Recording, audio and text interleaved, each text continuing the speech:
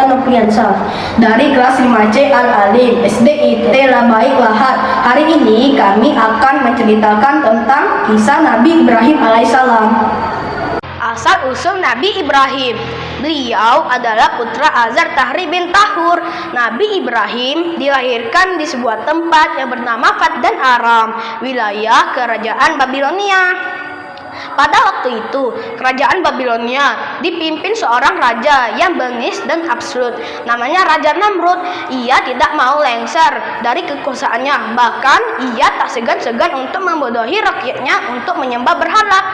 Bahkan ia memproklamirkan dirinya sebagai Tuhan yang harus disembah oleh rakyatnya. Sebelum Nabi Ibrahim lahir, Raja Namrud pernah bermimpi ada seorang anak laki-laki yang melompat ke kamarnya dan merampas mahkotanya dan menghancurkannya.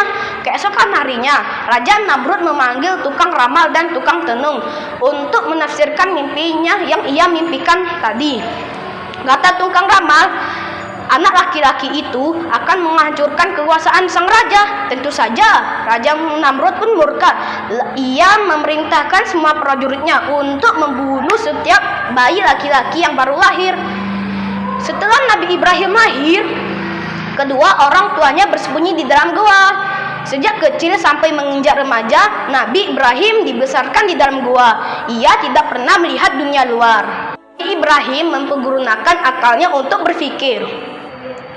Rasa ingin tahu merasuki jiwa Ibrahim. Selama ini ia hanya melihat bongkahan batu, tanah di dalam goa. Ketika ibunya sedang pergi ke kota untuk mencari makanan, ia mencoba untuk keluar goa. Ketika Nabi Ibrahim sudah mengangkat kakinya di luar goa, ia tercengang melihat alam semesta yang luas. Gunung-gunung menjulang tinggi, langit biru yang terbentang luas, dan laut ombak yang berkejar-kejaran. Di siang hari, ia melihat cerahnya matahari. Di malam hari, ia melihat sinar bulan yang menerangi malam. Sebenarnya, sejak kecil, Nabi Ibrahim sudah mendapatkan petunjuk dari Tuhan. Ia heran melihat orang-orang yang menyembah berhala atau patung. Padahal patung itu tidak bisa mendengar, melihat, berbicara, bahkan tidak bisa memberikan pertolongan. Seketika ia melihat onta, domba, kambing selalu bergolak. Siapakah yang menciptakan semua ini? Siapakah yang berkuasa atas semua ini? Siapakah yang pantas dijadikan Tuhan dan wajib disembah? Di malam hari, ia melihat bulan dan bintang. Kemudian bulan itu pun tenggelam. Di siang hari, ia melihat matahari. Di senja hari, ia melihat matahari itu tenggelam. Nabi Ibrahim berbicara di dalam hatinya, "Aku tidak suka bertuhan tenggelam itu." Lalu Nabi Ibrahim membuat kesimpulan bahwa pikirannya yang masih suci dan bersih. Nabi Ibrahim pun mempergunakan akalnya bahwa yang menciptakan alam semesta ini adalah Tuhan yang Maha Esa. Lalu Nabi Ibrahim berbicara di dalam hatinya, "Tuhanku adalah yang menciptakan semua alam semesta ini, langit dan bumi, manusia, tumbuhan, hewan, yang apa aja di muka bumi." Nabi Ibrahim bergaul dengan kaumnya. Ketika Nabi Ibrahim sudah dewasa dan berita tentang pembunuhan bayi-bayi sudah sirna, Ibrahim diizinkan oleh kedua orang tuanya untuk boleh pergi dari keluarga untuk hidup di tengah-tengah masyarakat. Namun kesedihan menggerogoti hatinya karena masyarakat sekitarnya sudah bobrok mental, akhlaknya, dan akal pikiran mereka sudah tumpul, sehingga patung-patung yang bergambar mereka jadikan Tuhan untuk disembah-sembah. Nabi Ibrahim pun mengadu kepada Tuhannya, "Ya Tuhanku, aku menderita batin. Aku melihat kemungkaran dan kesesatan." Lalu Allah memberikan petunjuk kepada Nabi Ibrahim. Lah diangkat menjadi nabi dan rasul. Lah diberi wahyu kepada Allah, sehingga adanya Tuhan bukan melainkan akal pikiran, melainkan ketetapan Tuhan. Allah pun mengajarinya ada alam nyata. Di balik alam nyata ini juga ada alam gaib. Setiap manusia akan mati dan akan dibangkitkan di alam akhirat. Nabi Ibrahim meyakinkannya diri sendiri. Sebenarnya Nabi Ibrahim sudah percaya adanya hari pembalasan. Pada suatu hari, ia ingin memperoleh kenyataan untuk meyakinkan hatinya. Nabi Ibrahim pun berdoa kepada Allah, "Ya Tuhanku, perlihatkanlah Engkau bagaimana menghidupkan orang yang sudah mati." Lalu Allah menjawab, "Apakah kamu belum percaya Ibrahim?" Lalu Ibrahim menjawab, "Saya sudah percaya, namun untuk menambah keyakinan hati saya." Lalu Allah memerintahkan Ibrahim untuk mengambil 4 ekor burung dan memotongnya dan menjadi 4 onggok.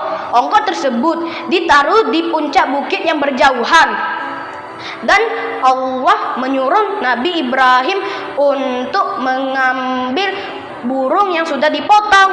Seketikala, demikianlah burung itu hidup sedia kala. Inilah Nabi Ibrahim sekarang percaya, keyakinan hatinya sudah percaya. Allah pun berfirman kepada Nabi Ibrahim, "Demikianlah pula aku akan membangkitkan manusia yang sudah mati di alam akhirat, dan perbuatannya akan dihisab, amal-amal perbuatannya di sewaktu dia hidup, dan akan mendapatkan balasannya sendiri-sendiri." Ajakan kepada ayahnya. Sebelum Nabi Ibrahim mengajak kaumnya untuk meninggalkan berhala, untuk menyembah Allah, yang pertama kali dia ajak adalah ayahnya sendiri. Nabi Ibrahim menasihati ayahnya dengan sopan santun dan baik. "Wahai ayahku, mengapa engkau menyembah sesuatu yang tidak bisa mendengar, melihat, berbicara, bahkan tidak bisa menolong kepadamu? Wahai ayahku, aku mempunyai ilmu yang banyak yang diberikan oleh Allah, tidak mungkin diberikan kepadamu. Maka ikutilah nasihat-nasihatku, niscaya akan menuju jalan yang lurus kepadamu." Lalu ayahnya berkata, "Bencikah kamu terhadap Tuhanku Ibrahim?" Lalu ayahnya menjawab, "Kalau kamu masih memaksaku mengajakku, niscaya aku akan merajammu. Tinggalkanlah buat aku yang lama." Nabi Ibrahim pun meninggalkan ayahnya dan hanya mendoakan, "Semoga kesehatan dan perlindungan dilimpahkan kepadamu, yaitu Tuhanku." Dan Allah pun menerangkan bahwa ayah Nabi Ibrahim pun musuh Allah juga. Dan Nabi Ibrahim meninggalkan ayahnya seperti kasih sayang anak kepada ayahnya. Nabi Ibrahim menghancurkan berhala-berhala. Ia seorang yang bijak, ahli logika dan ahli strategi. Ia ingin berdialog dengan Raja Namrud. Pada suatu hari, Raja Namrud dan pengikutnya mengikuti tradisi, yaitu berburu di hutan. Nabi Ibrahim mempunyai kesempatan untuk menghancurkan berhala-berhala. Ketika Raja Namrud dan pengikutnya sudah pergi, Nabi Ibrahim mengambil kapak dan menghancurkan berhala kecil dan sedang saja. Tersisa berhala yang sangat besar. Kapak yang dipegang Nabi Ibrahim digantungkan ke leher berhala yang paling besar. Ketika sudah pulang dari berburu, Raja Namrud dan pengikutnya ingin berpesta fora sambil menyembah berhala di ruangan pemujaan. Setelah sampai, mereka kaget karena patung-patung mereka sudah hancur berlubur-lubur. Kata Raja Namrud, "Kurang ajar, siapa yang menghancurkan patung-patung kita?" Ada saksi yang mengatakan bahwa ada satu orang saja yang tidak ikut dalam tradisi kita, yaitu Ibrahim. Alasannya sakit perut. Raja Namrud memerintahkan prajuritnya untuk menangkap Nabi Ibrahim untuk membawa ke hadapan Raja Namrud. Raja Namrud pun menanyakan kepada Ibrahim, "Apakah kamu yang menghancurkan patung kami?" Jawab Nabi Ibrahim, "Bukan aku pelakunya." Kata Raja Namrud, "Jangan bohong, banyak saksi yang menunjukkan bahwa kamu yang pelakunya, yang menghancurkan patung-patung kami." Nabi Ibrahim, "Bukan aku pelakunya," untuk memancing emosi Raja Namrud untuk berdialog ke raja itu lagi. Kata Nabi Ibrahim, "Aku punya pikiran dan kamu juga punya pikiran. Kalau kamu mau tahu siapa pelakunya yang menghancurkan berhalamu, tanyakanlah saja kepada patung yang lebih besar itu. Ia memegang kapak di tangannya, bukan?" Raja Namrud menjawab pertanyaan itu, "Hei Ibrahim, di mana otakmu? Kau sungguh bodoh. Masa aku berbicara dengan patung itu, dia kan tidak bisa berbicara. Nabi Ibrahim menjawab, "Hei Raja Namrud, siapa yang lebih bodoh? Kalau patung itu tidak bisa berbicara dan tidak bisa melihat, mengapa kau sembah-sembah? Kalau patung itu tidak bisa bergerak dan tidak bisa memberikan pertolongan kepadamu, mengapa kau puja-puja?" Demikianlah pertanyaan itu. Mendengar jawaban Nabi Ibrahim, Raja Namrud pun terdiam dan mengeluarkan emosinya di dalam hatinya. Namun ada orang yang mempunyai akal yang masih sehat untuk membenarkan pertanyaan Nabi Ibrahim, dan Raja Namrud pun memerintahkan prajuritnya untuk mengikat Nabi Ibrahim. Kata Raja Namrud, "Hukuman apa yang pantas untuk dia?" Kata pengikutnya dan penasihatnya, bakar saja dia sampai mati."